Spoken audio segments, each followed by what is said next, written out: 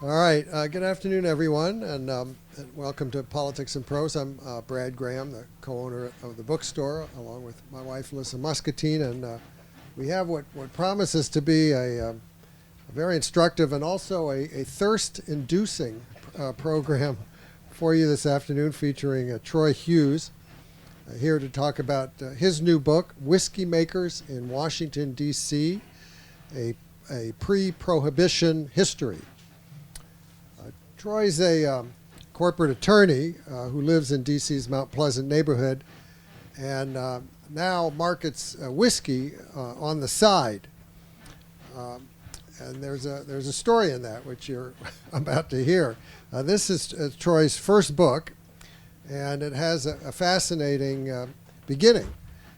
Basically, as he'll elaborate in a minute, it all started when the previous owner of his house gifted him a whiskey bottle that was more than a century old and still had the label on it.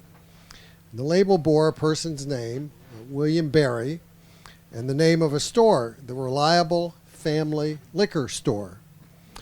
Turns out that Barry wasn't just a liquor store owner, but also was a leader of the fight to keep D.C. wet as temperance forces slowly gained strength in the early 1900s. Anyway, Troy was prompted to look into Barry's past and more generally into the history of whiskey in D.C., including the legislative and judicial fights surrounding how whiskey came to be regulated and taxed by the federal government. The book that resulted provides a captivating look at not just long ago Washington whiskey makers, in addition to Barry, but also the development of whiskey culture into the early 20th century. Troy will be in conversation here this afternoon with the present-day D.C. distiller, Alex Laufer. Alex was educated as a biologist and initially pursued a career in biotech at companies in the San Francisco Bay Area, before moving to the D.C. region in 2005. He continued with biotech here for a few years, then shifted into catering and did a bit of teaching, and a decade ago got into distilling. Alex is co-founder and CEO of District Meade Spirits, which derives its liquor from traditional grains grown in Maryland and Virginia. And as a special treat, if you stay with us at the end, you'll be able to sample some whiskey right up here as you also come up to get your book signed by Troy. So, ladies and gentlemen, please join me in welcoming Troy Hughes and Alex Laufer.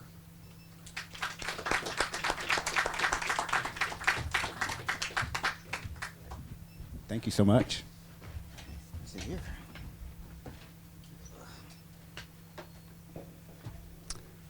Hello? Hello, hello. Can you hear? Yeah. All right.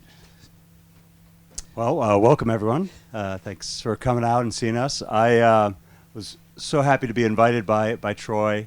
I got to know Troy and his partner in the booze side of things, John, about 2 years ago, looking for some help in getting their brand started as far as just bottling it up, really.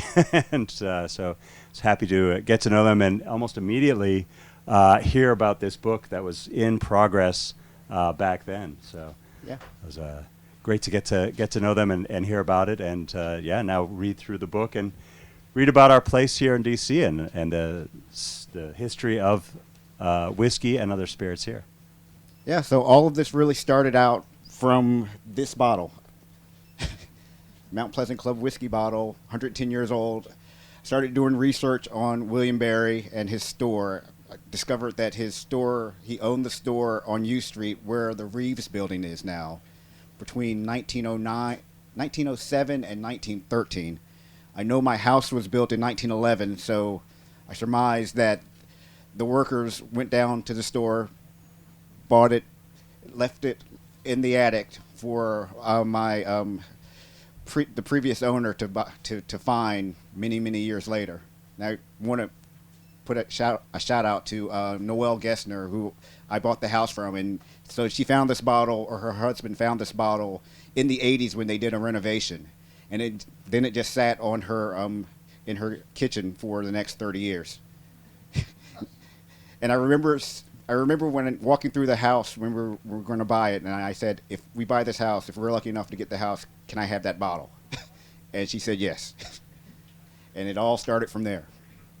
So that was what, 2009, late 2019, and of course COVID hit March 2020, and I stared at this bottle as I sat in my home office for the next few months, thinking, how cool is this? I have to do something with this. I don't know what to do with it. So what did I do? I created a T-shirt. And that was going to be it. I mean, I wasn't thinking about trying to put whiskey in a bottle or anything like that. So I created this T-shirt, and for a couple of weeks on Nextdoor, I was fired because everyone loved this T-shirt. And that led me to my partner, John. We were in my backyard around the fire pit. It was January 16th, 2020. No, 2021. January 16th, 2021. And John had the idea. I had given him a T-shirt. He said, we should put whiskey back in this bottle. And I said, how do you do that? And somehow we figured it out. And by September 21, we had our first bottle out. And it was just it's been such an interesting ride. So in doing this T-shirt, I had to, a historical T-shirt, I put out like a one-page thing about what I found at the time about Mr. Berry, and so I included that when I was selling the T-shirt at the farmers market. I had that one pager, and that's what led to the book. I mean, I just started to find more and more things about whiskey makers who lived in Mount Pleasant. Actually, there was one guy, what's his name, McGuire. He's in the book. He lived 3 doors down from me, and it was just fascinating and important to note also that Mount Pleasant was a dry neighborhood.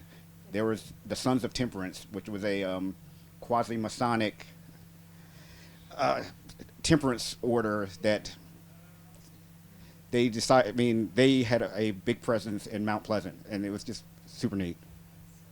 So, but yeah, I mean, this has been such a great ride thus far. I mean, I remember when I met you, Alex, I had the guy, William Donovan, one of the guys that I write about, he had such a fascinating history. He was a part owner of the Nationals, or the Senators at the time, and he had a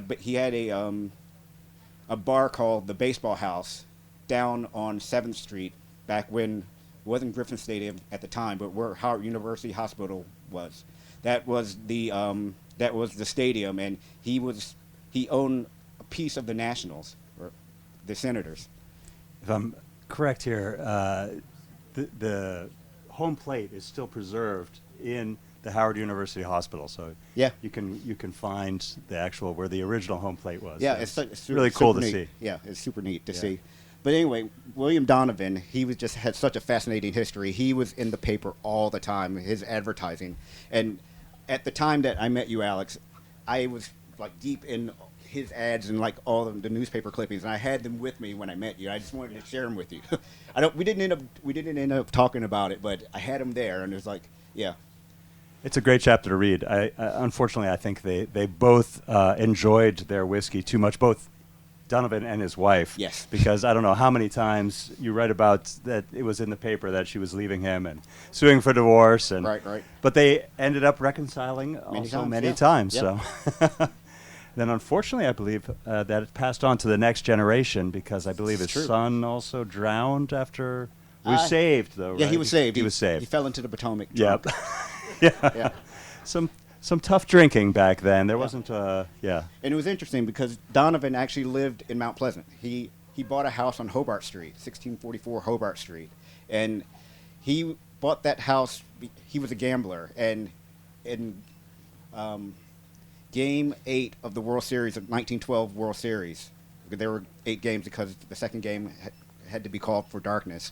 He won $5,000, which back in 1912, that was... So my house in 1911 cost $7,000. $7,750. So he won $5,000, and he was able to buy a house on the newly established Hobart Street, which is in Mount Pleasant. I believe a quart of whiskey, a really good quart of whiskey, then went for $1. So Right, right. that's about $34 in today's money. So that's a reasonable price Yep. for a high-end bourbon Right. or rye.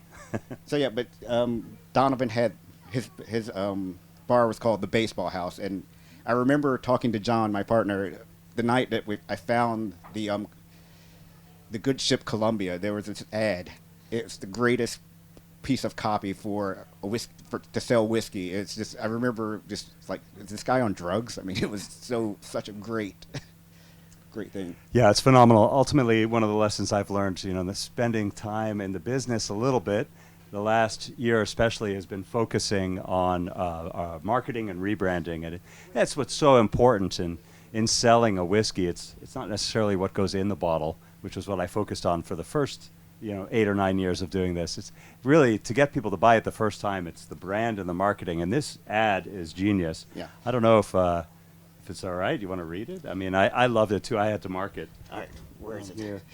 One sec. All right, you have it there? Are we going to read the whole thing? It's a long one. Yeah, maybe select your favorite part there. The good ship Columbia, hidden isles of the sea, many a noble ship laden with the proudest spoils of human industry and enterprise are freighted with that is clear still human life, has passed away with the morning sunlight glittering on its snowy canvas, passed away with the morning sunlight glittering on its snowy oh, I missed that already. Away forever from kin and knowledge of men, and completely as if it had never been in existence. So that's the first paragraph. We're going to skip. Yeah. We'll skip to the end. It gets to whiskey eventually. Yeah, eventually. Wait. Yeah. Let's see. Mr. Donovan knows the highways of successful enterprise are strewn with the derelicts of pretension and misrepresentation, and that quality alone, and quality strictly and strenuously adhered to, is the only chart and surest recommendation of those who wish to indulge in the delicious, stimulating, health-giving virtue of a truly honest American whiskey, the Columbia Club. Anyway, awesome stuff. Yeah, I really loved that ad, and particularly I love where the name Columbia Club came from. I don't know if you want to talk a little bit about that. I thought that was a great story too. So the America's Cup winner for 1899, I believe, that was the Columbia was the name of the ship. So yeah. But also, I think what was interesting to me was the use of the name Club That's in right. the brand. Yeah. So Mount Pleasant Club whiskey, and you've known a number of other whiskeys that have club in it. But anyway, the first one was Canadian Club, and it was Hiram Walker. He was producing whiskey in Detroit in 1855, and Michigan decided to make it illegal for whiskey makers to operate. So he moved across the Windsor River to what is now Walkerville, but he moved to Canada just for that reason. And his whiskey was in gentlemen's clubs in Chicago, Cincinnati, areas like that, and they were in the clubs. So he branded it Club Whiskey, and it was pretty popular actually, and so popular that the whiskey makers in America got together and they had some legislation passed to make any foreign whiskey maker had to identify the name of the country that they came from, and they thought that this would somehow make it not palatable. But he just put Canadian Club, and it became super popular, even more popular than it was before. And then it was adopted by other makers like William Barry. Yeah, it's a great story. Now maybe I should be something District Meade Club instead of District Meade Spirits. Indeed. So the first half of the book, I talk about a lot of whiskey history, nerdery stuff, a lot of taxation and things like that, bottled and bond, things like that. And I did that because when I started looking at this, it's like, all right, so vat it and blend it, recommended by physicians. I want it's like, how can you actually say that? And so I dug into that. So the vat it and blend it. So this bottle was from 1911. So I know the 1906 Pure Food and Drug Act made it so you had to identify either you're a straight whiskey or you're a blended whiskey or an imposter whiskey. And that was a lot of the first half of the book. I spent a lot of time going the back and forth between straight whiskey and rectified whiskey. So rectified whiskey, you can talk a little bit about that. Sure, yeah. I mean, it goes. The book goes into great detail here, but really, what had changed was a revolution in distilling science. There was an Irish gentleman by the name of Coffey in the mid 1800s that developed the coffee still, Coffey, or otherwise known as a beer still or continuous still. It's a single column that wants to operate continuously. You continually feed in your distiller's beer, and it's continuously distilling, and your whiskey is coming off. You can have it come off at a much higher proof, the larger columns, making a more neutral base, as opposed to a pot distillation, what was previously done. So you're making vodka at that point, right? right, if you can get it up skip to a it. higher proof. Yep. Yeah, exactly. So a neutral gains base. So when that was available, it became much more affordable to make this than making truly aged whiskey. So a lot of it got on the market, but people wanted that flavor and that color on their whiskey. So Right. it was then doctored. In fact, Dr. Wiley, who was on the floor of the Senate of the Congress in the Yeah. House, he was before the Bottled in Bond Act was passed in 1897, and then later what was the Food Act? 1906. 1906, yeah. He was on the floor mixing up these blended rectified whiskeys, basically adding prune juice and fusel oils and a few other things, Tobacco flavorings, juice. Yeah. tobacco, Yeah. to this neutral spirit to make what was then the whiskey of the day. So it was a big battle between the bourbon distillers, mostly down in Kentucky, Right. and the rye whiskey distillers of Maryland and Pennsylvania primarily, and this new way to make a cheaper whiskey. Right. And that cheaper whiskey had 85% of the market up until Prohibition, because it was fast to make. You could make it overnight almost. I mean, Right. as opposed to you distill it, you put it in a barrel, and you have to wait 4 or 5 years, or roughly 4 or 5 years, right? I mean, it really depends. To make a bottled in bond whiskey, it has to be a minimum 4 years Right. of age. A straight whiskey is a minimum of 2 years Right. in age. Right. But yeah. So yeah, there's a lot of like whiskey history. It was such a cool like rabbit hole that I went down. I mean, I cover so many different weird things, just like with Donovan and the Nationals or the Senators. I talk about Ed Delahanty, who was a baseball player who liked his whiskey a little bit too much also. But he was the only player to ever win the batting title in both leagues. But he played for the Nationals. He had a great career in Cleveland first, and then for Philadelphia, the A's.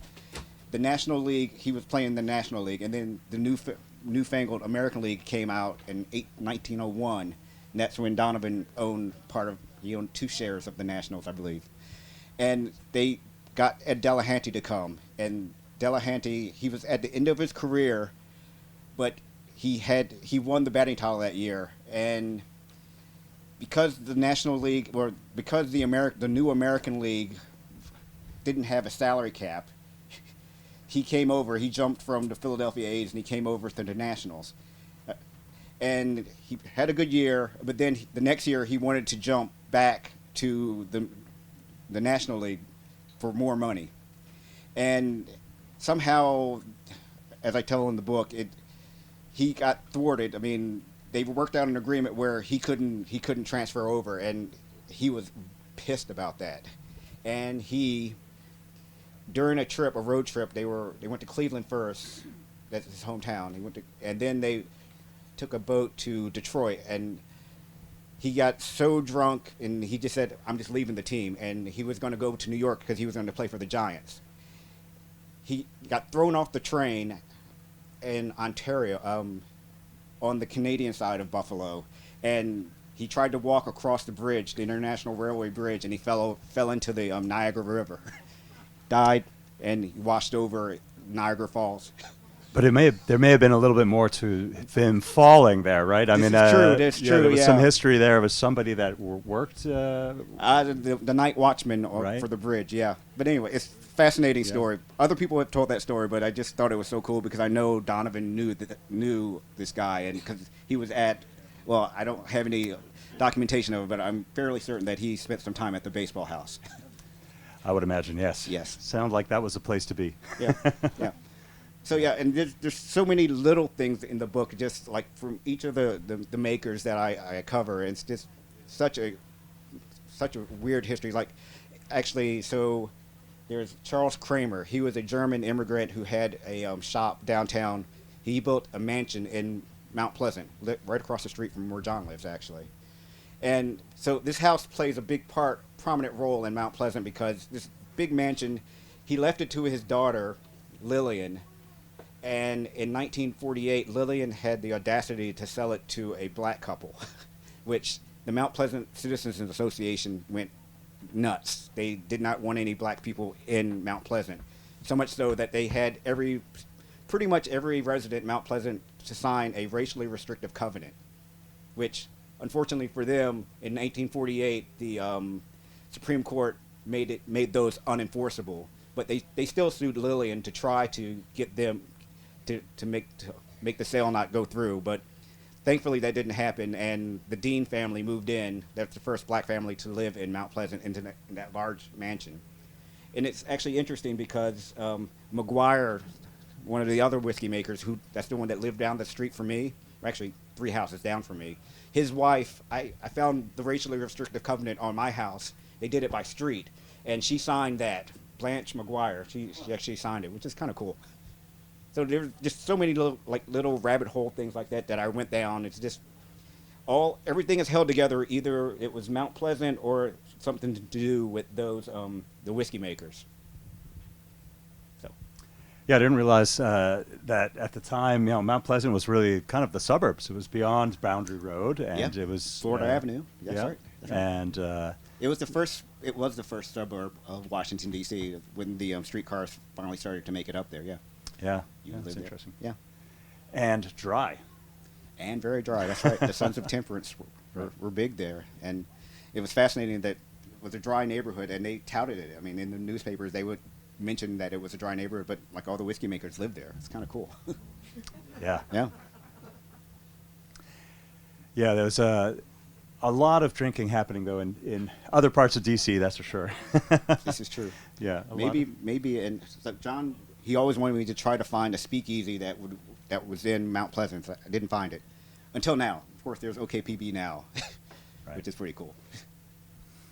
Yeah. So yeah, I mean, I don't know if we can open up for questions yet, or I actually was kind of curious about talking a little bit more about the early part of the book, the desire for going back to how whiskey was being made, the desire for what was called as red whiskey. that's right. I love this story here. So early on, whiskey was, well, when it comes off when it's distilled, it's clear.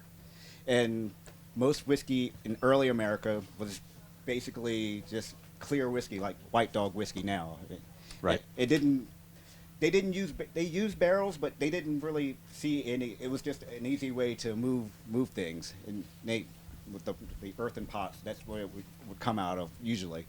But as farmers moved further and further away from the city, their whiskey spent more time in a barrel, and it started to pick up color. So as it moved across the Pennsylvania, the Allegheny Mountains, it was harder to get the whiskey back to Baltimore or D.C., and the whiskey had this red hue. And people started to really dig that red hue, Monongahela whiskey. Right. Yeah. Monongahela rye. Yeah. So, and that's pretty much where it started. I mean, that's where straight whiskey got its start. And so in the book also, I talk about taxation of whiskey. And so when you distill whiskey, the taxes due the moment that you make it. So straight whiskey people had a problem because you make the whiskey, you're taxed, you have to pay the tax man, but then your whiskey sits in a barrel for a couple of years and you can't realize the, and it gets absorbed and evaporates. Yeah, the angels take their share. Yeah, it's like about 3 gallons. It really depends. We see, for, our experience in a 4-year bourbon or rye, we see a loss of generally 12 to 15% loss. And that's something that you've already paid the tax on. So that's where the first bonding statute came out, actually. And the whole, bottled bond came later, but like during the Civil War, in order to give the whiskey makers a break, what the government did was like, all right, we'll give you 1 year. If you store your whiskey in a bonded warehouse, you don't have to pay the tax until it comes out. So that's where it started. Then it became more and more. I mean, I think it's like 8 years now. I don't even know what it is now. So we currently only pay our tax when it is bottled. Ah, okay. And when it leaves our facility. Right. So we have a bonded facility, and the barrels and anything bottled in that facility, we don't pay tax on until it's shipped out the door. So they're a little easier to work with these days. And it was actually fascinating. It was a Supreme Court case. There was a whiskey maker who tried to take advantage of the 1 year bonding, but they put it in the bonded warehouse that was overseen by the government, but the warehouse burned down with 450 of their barrels, and they said, I don't have to pay the tax now, at least, but they did. The Supreme Court said, yeah, you should have had insurance. Then they subsequently changed the law, but those guys were out of luck, which I thought was pretty interesting. Yeah, it's really hard to get insurance for a distillery. Yeah, I can imagine. Yep.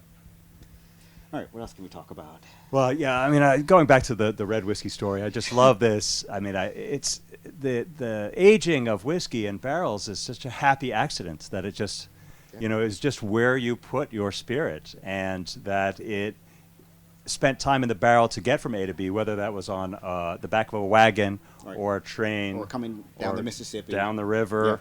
Yeah. And I love that there are now distilleries that are doing things that people did just because that's how you had to move it. For example, put it on a barge and send it out to sea. Jefferson's Ocean is an interesting example of that, where that whiskey spends time at sea because it's going to rock and roll. The barrels at our distillery, I mean, unless we get one of those rare, DC earthquakes, it's not really moving that much, or a lot of helicopters fly overhead, but that's only. Yeah, John and I were out in Louisville last week, and we went to a distillery where they had loud music playing, like to shake. Copper and Kings. Copper and Kings, yeah, such a cool thing. And you can go on their website and you can see, like the playlist of what's being played right now. I mean, it's super cool. Yeah, there's another whiskey brand Metallica owns called Blackened. That's right. And they slow down the music, and it's all, again, curated playlists from the band members. They slow it down so it's in these, I don't know if they call that ultrasonic or whatever, very low frequency waves, and blast that into their barrels. Yep. But, we're pretty traditional. We fill barrels and let them sit in our rick house. Right. Yeah, it's pretty interesting also, like the whole rectified whiskey thing. There is a group out in California that are making, it's called spirit whiskey now. That's the TTB designation for what would be rectified whiskey. So they make grain neutral spirit and they add coloring and things like that. And I've had it, and it's not great. But molecular whiskey, that's what they call it, actually. Yeah. Right. Yeah. There's a lot of innovation happening. Right. But something can't beat Mother Nature and a good quality barrel. Yep. Yeah. So I think the interesting aspect of that red whiskey is how whiskey became how it moved across the country, and really it was Maryland, and it was our region of Virginia where most, and it was rye whiskey at the time, pre-Prohibition. So Maryland was the third largest producer of whiskey in America up until Prohibition, which I find fascinating because Maryland is such a small little state. I mean, Kentucky was number 1, Pennsylvania was number 2, but Maryland was number 3, and there were, I think, 20 whiskey producing states at that time.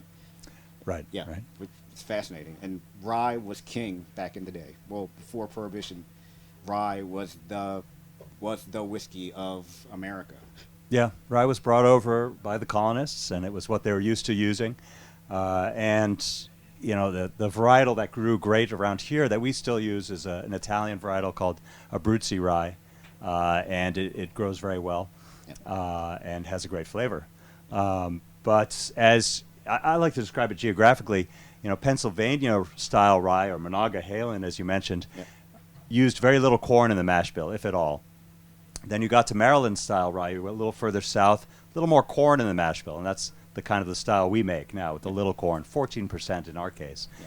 Then you went down to Virginia, and of course Kentucky was a part of Virginia, right. And you got into bourbon country, and that's has everything to do with what grows well. And right. Rye doesn't grow as well the further south you go, yeah. So it's corn that grows better, and so bourbon was born from that. And really, those were the distilleries that survived Prohibition. Baltimore, there wasn't distilling, you know, after Prohibition until, you know, recently, like us. Right. And in one time, pre-Prohibition, there were 22 distilleries within the city limits of Baltimore, which is, I find amazing. Yeah, yeah. In fact, I'm fairly certain that what was in this bottle came from Baltimore, and I know that because after we put out our first bottle, John and I put out our first bottle, this Mr. Berry's great-great-grandson contacted us. He found us on the internet, and he contacted us. Like, I think my great-grandfather did this bottle. He's William Berry. So it was such a cool thing that we met with him, and he gave me a lot of insight that I put into the book. Actually, it was kind of neat. I need to get him a copy of the book. Oh, cool. Yeah. All right, so let's shift gears and talk about Mount Pleasant Club Whiskey, what it is right now. So John and I, we revived the brand, and the brilliant thing that John came up with, so Mount Pleasant has 23 streets in it, and we're going to do a whiskey for every street in Mount Pleasant. The first one was 19th Street, because that's where I live. That's where this bottle was found. We called it 19th Street. It was a bourbon mash bill. Pretty decent whiskey, made in Virginia. But then we found a source of DC whiskey. And our second bottle was called Kilbourne Place, that's street in Mount Pleasant. That was a Maryland-style rye, so it has high corn content in it. That's our bourbon is right over there, Brown Street Bourbon, and we named it after Samuel Peters Brown, the founder of Mount Pleasant. So his story was that he bought a tract of land from William Selden, who owned part of Mount Pleasant at the time. Mr. Selden was a Southern sympathizer, and it was 1852, so he had to go. Or 1862. So during the Civil War, so he left and he went to Virginia. So Mr. Brown, he decided to subdivide the land that he owned, and he tried to. The first year he did it, no one bought anything, but the second year, people from New England started to move in. So that's why and he named one of the streets Brown Street, so we decided to call it Brown Street Bourbon. Yeah. And, of course, bourbon has a high corn, it has to be 51% corn, so. Right. Yeah, bourbon is still can only be made in the United States, and it is distilled in all 50 states plus the District of Columbia. Yes. And 51% corn. Otherwise, the laws are very similar to that of rye whiskey as well, that coming off the still at a proof less than 160 or 80%, filling a new charred oak barrel at less than 125 proof. And that's about the only requirements for it. To call it, again, straight, it needs a minimum of 2 years in the barrel. Right. So, and we work with local artists to do our label. So, Natalie Levy-Costa did this one. She's a local Mount Pleasant artist.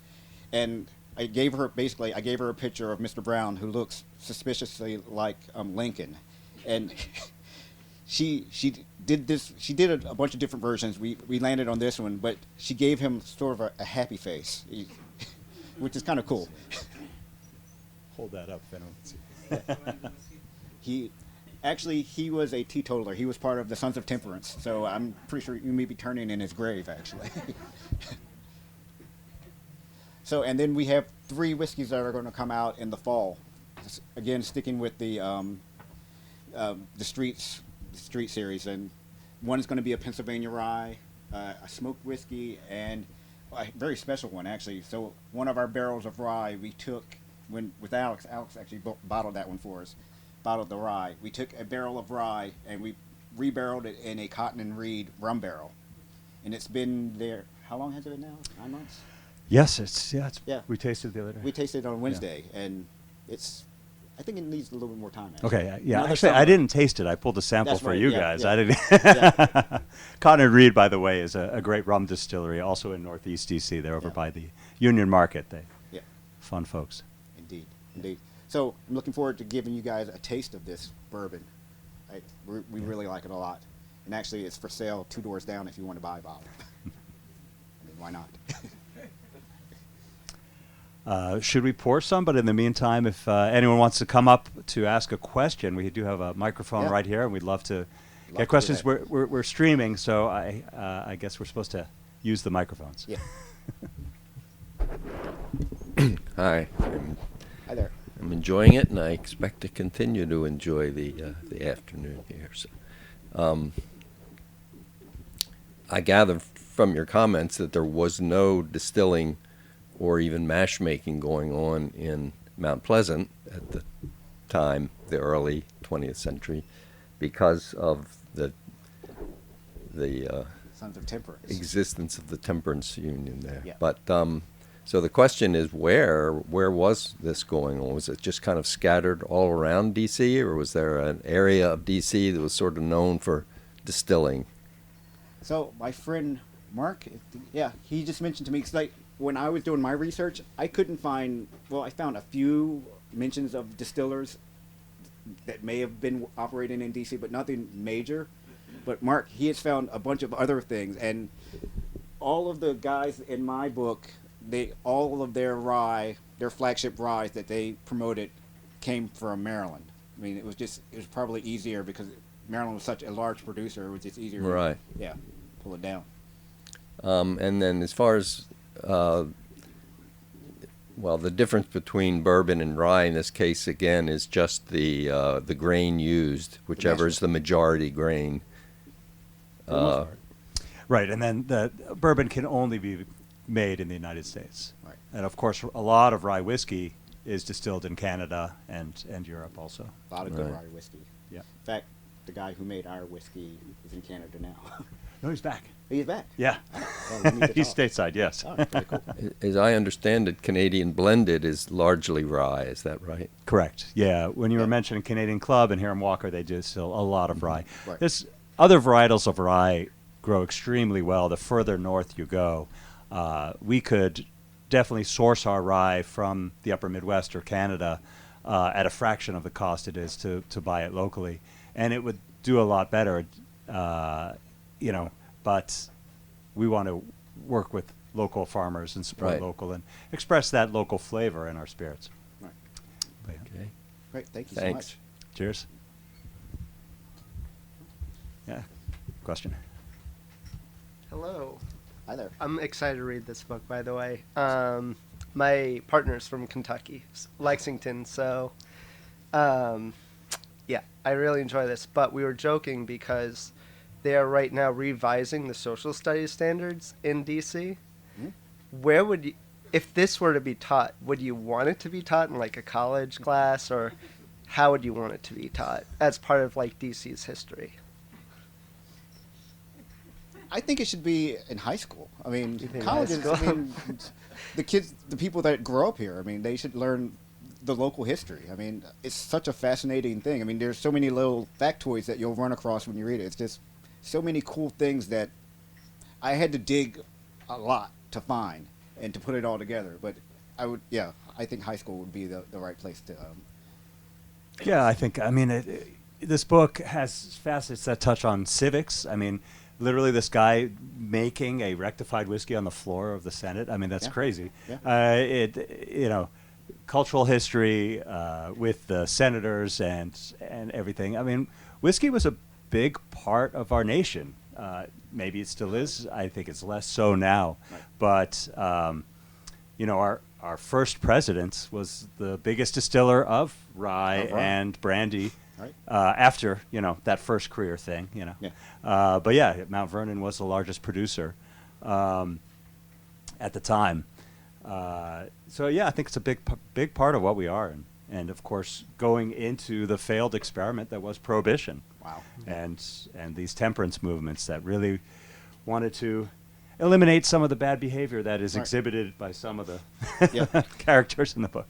Well, that's interesting. So Prohibition came to D.C. 2 years before it hit the rest of America, and the guy who wrote the Volstead Act, Morris Shepherd, senator from East Texas, because of D.C.'s unique status, which we still experience today, that the Congress can reach in and do things to us that they can't do anywhere else. So Prohibition was an experiment that hit D.C. first. So October 31st, 1917 was the last day you could legally drink in D.C. Yeah. Yeah. Thank- Thank you. Yeah, thanks. No, I mean, there was another, I think you touch on in the book, the fact that even liquor licenses Right. were governed by the federal government. Right. DC's Yeah. where you could open a bar or an inn or Right. something, and yeah, it was all governed by the feds. We had no local. It's improved somewhat since those days, We but have Aberrant now. still not great. Yeah. Well, to do the research, I had to go to the National Archives to look for the D.C. records because that's where they existed back then. I mean, that's where they're housed. Any other questions? Sure. Are you familiar with the DC History Center? Yeah. Yes. Do you? I'm sure they're really interested in this kind of I stuff, did too. visit the D.C. History Center and doing some of the research here. Yeah. Awesome. Yeah. All right, I had to do a quick plug for Cool. that. Yes. All right. Well, I see in the audience someone who's pretty special to me for the book, Mara Cherkasky. So she wrote the book on Mount Pleasant history that started me down my rabbit hole. And I contacted her once I had a draft written. I contacted her, and she encouraged me to actually continue on and to submit to the publisher. So, Mara, thank you so much. Well, thank you for doing it. Yes. Cheers. Yes, sir. Yeah. I can work my way with it. Thank you. Yeah. We're visiting from Maine, and one of the things that I've noticed is that we live in a small town in Maine, and within 10 miles of where we live over the last 5 years, there have been 2 distilleries that have started up. And that seems to be a trend in a lot of places. I'm wondering, how much of that you're seeing. What do you think is driving this move towards all these micro distilleries? I'll let you hit that one. Okay. Yeah, I think it is happening all over. Before Prohibition, we were talking about locally 22 distilleries in Baltimore. Yeah. It was the same all over. There were distilleries all over the country. I can't recall exactly, but the thousands of distilleries were in operation all over the country. And Prohibition shut that down. Of course, it wasn't just distilling; it was brewing, it was winemaking, with the exceptions of where you could continue to distill for medicine. Yeah. This is a very medicinal bottle. Yes. Or in the case of wine, for religion, for the church. But slowly it was coming back for decades after Prohibition. The first kind of wave of craft distilling began in the 90s, and we started to see more and more open up. The second wave was in the early 2000s. Locally, distilleries like Catoctin Creek in Virginia were opened up in, I believe, 2005. We're kind of at the tail end of that wave or the beginning of the next wave, founding in 2013. We are following, I think, the craft brewing movement and the desire to enjoy products that you know where they're made, you know who's making them, you know what they're being made from, I think is more and more important to the consumer. Spirits are different than beer. Beer, you want a fresh beer. And that really makes sense to go down the street to your local brewery and buy a beer that was brewed that day or that week or but very recently. Spirits, we have a little bit of more freedom. We can pack up a bottle of this whiskey and it's good forever. Were that bourbon in that bottle today, it would taste like it did, a century ago. As long as the air doesn't get in, right? Exactly. Yeah. So, so it's a little bit different in spirits, but yeah, that craft movement is exploding, and it's not just with alcohol. We focused on spirits and beer just now, but I love the collaborations that I can do with other makers, and I think that's a trend that's all over. We made a pickle with a local company. They've gone out of business, but Number One Sons took our botanicals after we made a gin, and they made a pickle with those botanicals.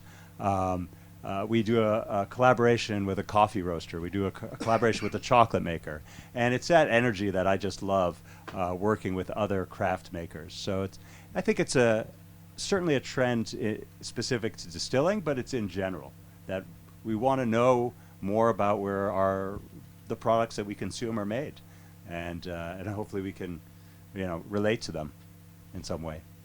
So I believe that Mr. Brown is actually from Maine. Yeah, he came down from. He was a long tradition of drinking. Yeah, he was a timber man. Cold winters. Came down. Yeah. Yeah. Thank you. Thank you. I mean, you're talking about, all these distilleries, and I mean, I cook, and I mean, the question is, I mean, you can have your bottle and it tastes one way and somebody else's taste another. I mean, do you have specific recipes that you try out before you make a whole batch of it? We do have a test still, so we could do some small batch things. But when I first started, I also love to cook, and I lived in California for a long time working in biotech. But I love to cook. I would come home from work and I would spend 2 hours cooking and eat at like 9 o'clock. Very European. But I just loved that I had access to these fresh ingredients year round in California, and I could. It was kind of like the Alice Waters Chez Panisse California cuisine idea. Just get a fresh ingredient and serve it without messing it up. She famously will serve a peach as a course because she doesn't feel that she can do anything to improve upon what Mother Nature has done with when a great peach is harvested in season. And I love that about distilling. So when it comes to what I make, I want to start with great grain from farmers that are growing these older heirloom grains for us, and the recipes were going to be different. I was not going to make a Kentucky bourbon. I was not going to make a London dry gin. I was going to do things a little bit differently. I can't compete on price. I'm paying DC rent and I'm supporting local farms. So why make something like that? So the way we do play around in one way is with our what we call the mash bill and what the percentage of grains are. And I know that some of the rye that you guys have bottles is very much out there, even more than we are, Yep. And I love that. And so we try some things. Hopefully, it's at a smaller scale and we haven't lost barrels of whiskey years later. But yes, there's been a couple of things that, the one thing that came about to kind of wiped away some of our mistakes was COVID, and we switched to making hand sanitizer for a little while. So I must admit there was a couple of my failed experiments got redistilled, let's say, and we made some hand sanitizer. But You mentioned recipes, and I include in the book some recipes from the rectifiers. I'm going to, at some point, I mentioned this to Alex last week, I'm going to work with him to do one of those rectified whiskeys following the recipe as close as we can. That'll be one of our streets at some point down the road. What does rectified mean? Rectified, I'm trying to think of the right way. Basically, anything that you do to a whiskey after it's been distilled, if you do anything to it, it's rectified. But in one sense, it's just when you take a grain neutral spirit, say vodka, and you add, so you have a giant vat of vodka, which you can make overnight, and then you add a little bit of real whiskey to give it a little bit of taste, because vodka has no taste, no smell, pretty much. And so and you add a little bit of whiskey, and then you add coloring and things like that. So rectification is that, and it was an occupation, actually. There was an occupational tax for called rectification. So if you're a rectifier, so if you engaged in rectification, you had to pay the government X amount of dollars just to do your job. Thank you. Our vodka does have some flavor. Yeah. And some Yeah. The law was relaxed, actually. So we mentioned the TTB a couple times. So that's the Tax and Tariff Bureau of the ATF, and that's who governs our spirit production. And so the law was relaxed some time ago to the definition of vodka no longer has to be odorless and flavorless. Right. And, yeah. So you can still taste that ours is made from rye. This is true. Yeah. This is true. Another question. Prompts me to ask a question. So at what point does your vodka pick up its grain flavor, and why, what's the difference? What makes the difference between a vodka that has a flavor, as you say, even if it's weak, versus one that would meet the standards that you talk about of no flavor or odor? Right. Yeah. I mean, the standards were there, but they weren't necessarily enforced. Inspirational to us was a great Polish vodka producer, Chopin, and they do a rye vodka, a potato vodka, and a wheat vodka. And again, if it's supposed to be flavorless and odorless, we could still taste the difference. And this was before the law was changed. You could taste that it was made from rye. It had that spice, even though it's coming off the still in Europe at greater than 96% ethanol. In the United States, we're a little more relaxed. It's 95%. So that's what we're distilling to. So yeah, you can taste the difference even in that few percent that's not ethanol. Okay. Belvedere is another great Polish rye vodka, and they have released now single estate vodkas. So rye grown in just a different region in Poland, and distilled the exact same way in the same equipment, and you can still taste the difference. The true idea of terroir, about where the grain is grown, just like in wine where the grapes are grown, you can taste that difference. So, Okay. yeah. Most vodka is distilled on a larger factory distills, generally from corn. It's going to come off the still again at that same high proof, but it will be filtered and filtered and filtered and filtered to remove anything, sometimes less than pleasant flavors.